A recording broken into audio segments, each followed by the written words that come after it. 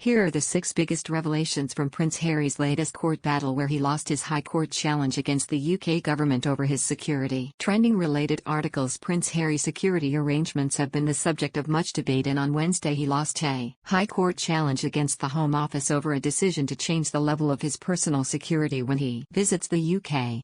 Harry took legal action over the February 2020 decision of the Executive Committee for the Protection of Royalty and Public Figures, REVEC, after being told he would no longer be given the same degree of publicly funded protection when in the UK.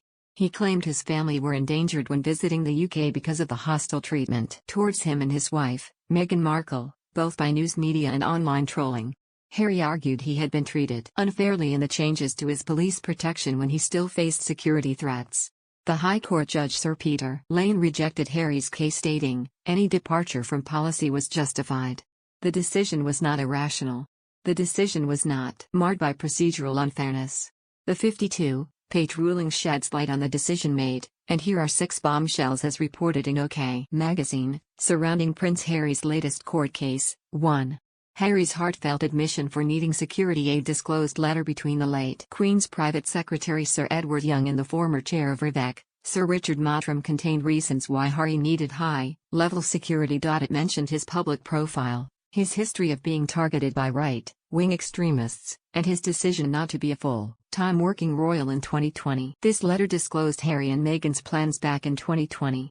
The judgment reads, the letter recorded that it was understood the claimant and his wife would travel back to the United Kingdom to pursue their private charity work, and that Her Majesty the Queen may from time to time invite them to attend royal occasions in the United Kingdom in their private capacity and to participate in family events. In addition, under the heading on security, it was stated that given the claimant's public profile, as a result of being born into the royal family, his military service, his wife's independent profile, and the history of targeting of the Sussex family by right-wing extremists, the family would continue to require effective security to protect them. 2. Queen Elizabeth wanted Harry and Meghan's security to continue. The judgment revealed that the late Queen Elizabeth wanted Harry and Meghan's security to carry on, despite the announcement that they were leaving as working royals. In a letter penned by the Queen's top aide, Sir Edward Young, it was revealed that she insisted it was imperative for the Duke and Duchess to continue to be provided with effective security against extremists. This letter was sent to Cabinet Secretary Sir Mark Sedwill after the famous Sandringham summit. The letter stated, you will understand well that ensuring that the Duke and Duchess of Sussex remain safe is of paramount importance to Her Majesty and her family. 3. Mysterious and undisclosed person mentioned. Prince Harry also discusses an unnamed person in the documents, claiming they received better treatment than him. It's a conversation that was held between REVEC's chairman Sir Richard Mottram and Sir Edward Young, the Queen's long-time private secretary. Sir Edward Young was blamed by Harry for the late Queen's refusal to allow him and Meghan to work as part-time royals.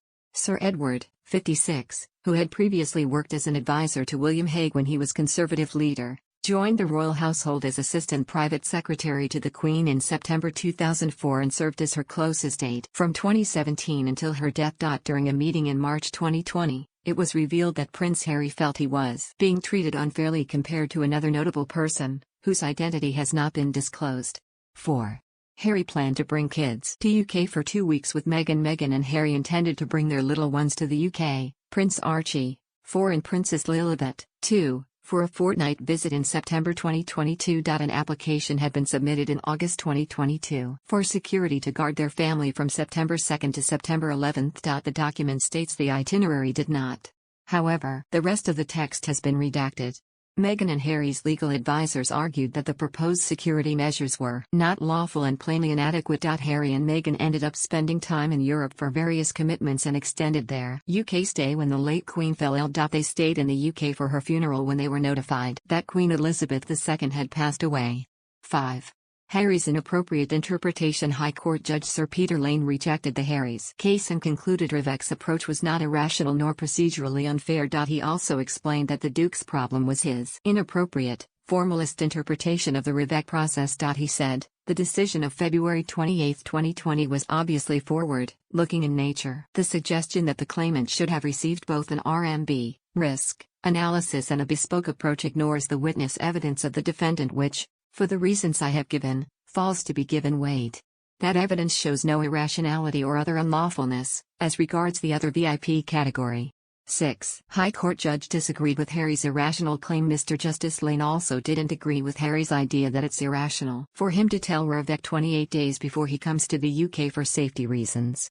The judge said, "There is no merit in this contention. It arose from the need to be able to address a redacted of the kind belatedly given by the claimant to Vivek in relation to the July 2021 visit." The judge added, "Given Vivek's expertise, the decision to require 28 days notice would need to be shown, by reference to evidence, to have been plucked out of the air or imposed for some extraneous reason, before this head of challenge could be made out." The claimant has pointed to nothing of the kind. Prince Harry's lawyers have spoken out after the prince lost his legal challenge against the Home Office over his right to be granted automatic police protection. They said the royal plans to appeal the decision by the High Court.